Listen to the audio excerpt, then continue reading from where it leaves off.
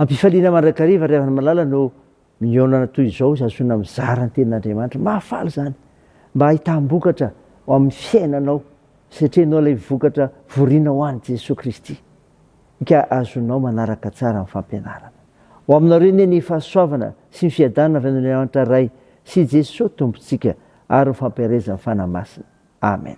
Zoma 10 oktobra 2022 ibanjenantsika nireo hevitra hoe mamory vokatra ao an'ny tompo. Andeha ry havana idera sy ankalazan'Andriamanitra isika. Asandrato ny lohanareo ry vavahady ary manandrata ny lohanareo ry varavarana fahagola mba hidira mpanjaka ny voninahitra. Izy ary zao mpanjaka ny voninahitra zao Jehovah tompo maro, izy ny mpanjaka ny voninahitra. Amen.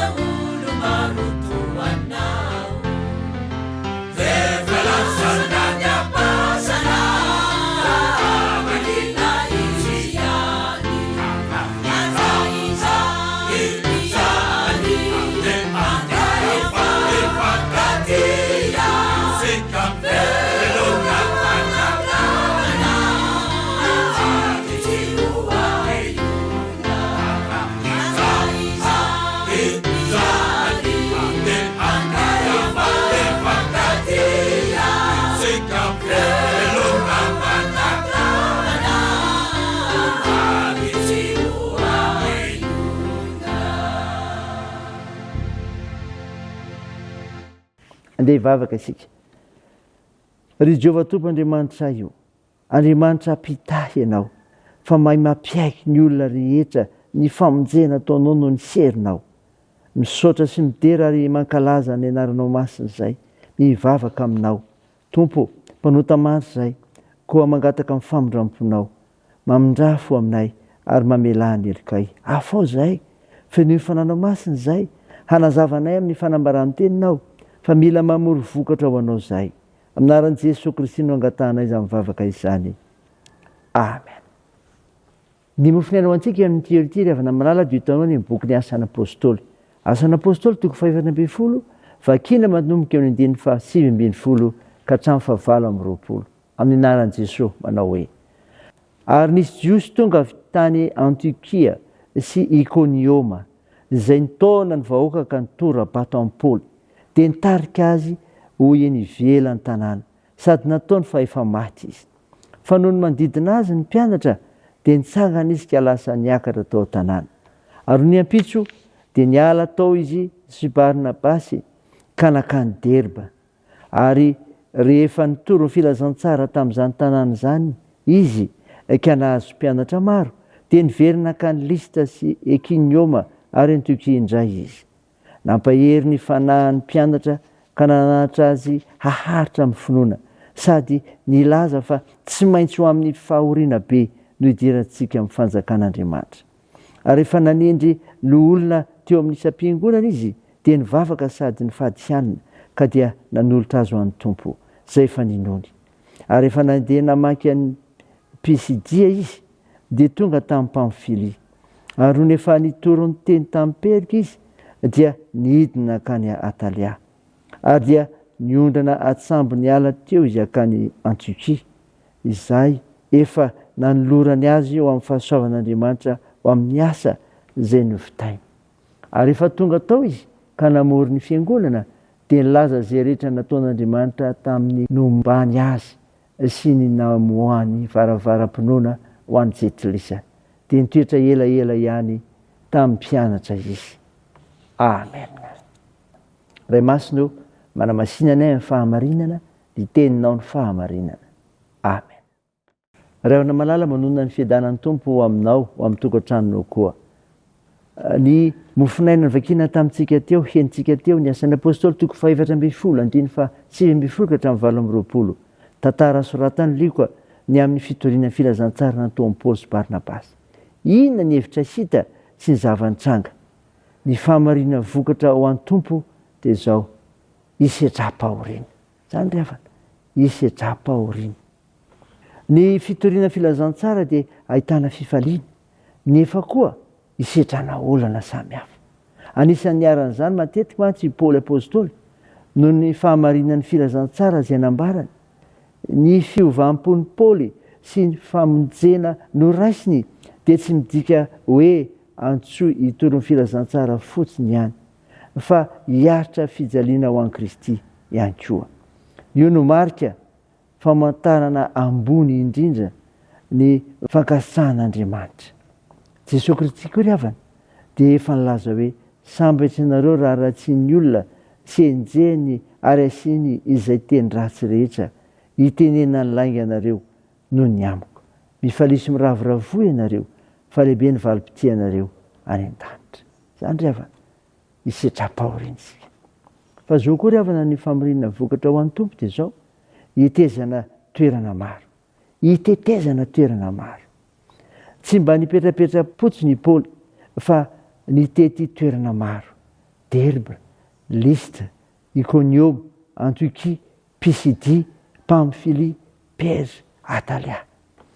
Izay voatery ho amin'ny toerana iray ny asa. I Jesosy dia niteny hoe: mandehanana amin'izao tontolo izao ianareo ka mitoriany filazantsara ny olombelona rehetra. Ny fitetezana toerana maro dia azombokatra betsaka. Ka saina izany ry havana, voninahitr'Andriamanitra. Fa ny havatra fahatelo eto, ny famarina vokatra ho an'ny Tompo dia tsy maintsy hijoroana ho vavolombelona. Tsy maintsy hijoroana vavolombelona. Nambaran'i Paoly tamin'ny fiangonana tao Antiokia izay rehetra nataon'Andriamanitra taminy sy tamin'izay rehetra nomba azy. Tsy maintsy mijoro ho vavolombelon'i Jesosy Kristy izay rehetra mino azy mba hahavonjy ny hafa koa. Ny mpamory ny vokatra dia tokony tsy ho kivy, mampahery mandrakariva ny tompony vokatra. Saina izany ry havana, dinio indray ny amin'ny fiainanao ho voninahitr'Andriamanitra. Amen. Ndeha hivavaka isika. Tompo misaotra noho ny mofinaina nomenao izay milaza sy mampafantatra fa ny famarina vokatra mpino ho an'ny tompo dia hisedra-pahoriana, hitetezana toerana maro, tsy maintsy hijorona vavolombelona. Mivavaka izay anasitrina ny marary rehetra, mila ny vavaka ianao. Ampirezinao ny mpitsabo. Mivavaka aminao izay nitahinao anay tsiraray, eo misehitra misy anay, ary mijoro vavolombelonao marina. Sy mpanompo mahatoky ny teninao, tsy ahity anao, akaina soa ny tokantrano sy ny fiarahamonina, ny firenena, ny fiangonana misy anay. Jesosy, atanjao ireo azo pahoriana, toandro mareo sokiolona, ireo sahirana, vonjeo sy arovo izay amin'ny toe-javatra misy eo amin'ny firenenay, eo amin'ny fiarahamonina misy anay. Tsinjovy any am-pigadrany, mitahianay amin'ny fihazakazahanay, amin'ny fianarana, amin'ny asa aman-draharaha, ny tokantranonay, ny fikasana tsara rehetra, tahio ny firenenay. Anaran'i Jesosy Kristy mpamonjy anay, no angatahanay izany, miaraka amin'ilay vavaka nampianaranay manao hoe: Ranay eo izay any an-danitra, ao masinina anie ny anaranao, ho tonga anie ny fanjakanao, atao anie ny sitraponao ety an-tany ho tahaka ny any an-danitra. Eo ny anio izay arina saza ao anay, ary mamelà ny elikay tahaka ny namelanay izay meloka taminay, ary aza mitondra anay amin'ny fakam-panahy, fa manafanay amin'ny ratsy, fanao ny fanjakana sy ny hery, ary ny voninahitra mandrakizay. Amen. Raha isy fotoana riavana ny tsodrana tolotranao aminaran'i Jesosy Kristy. Aza manana inona, vaoaka ny fihavana sy ny fona ambany fisaorana, no entinareo manambara ny fangatanareo amin'Andriamanitra amin'ny zavatra rehetra, ary ny fiadan'Andriamanitra sy mihoatra ny fahalalana rehetra, hiaro ny fonareo sy ny hevitrareo ao amin'ny Kristy Jesosy. Amen. Teon'Andriamanitra irery ny voninahitra, amin'ny anaran'ny Ray sy ny Zanaka ary ny Fanahy Masina. Amen.